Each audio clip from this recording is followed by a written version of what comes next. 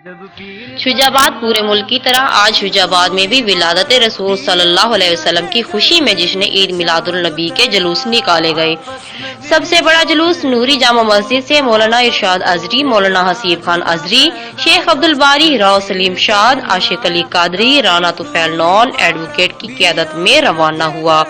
تھانہ چوک پر assistant commissioner شجاع میاں زبیر، ASP شجاع سنگھار ملک، مقامی صحافیوں علی عمران شاہ، زاہد، خالی خان، وجاہت ملک، اقبال قریشی، حاجی اختر بھٹا اور عاشقان رسول نے پھولوں کی پتیاں نچھاور کر کے استقبال کیا۔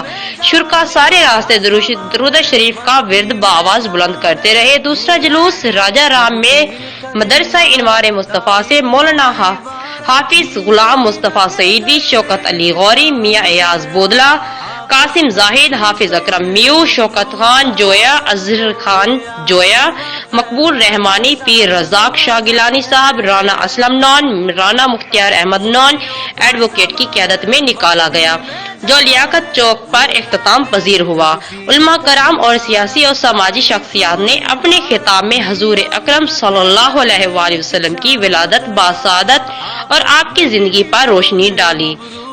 رپورٹ چودھری محمد حسین شاہین، میو bureau chief, Geo Express news, جنوبی پنجاب۔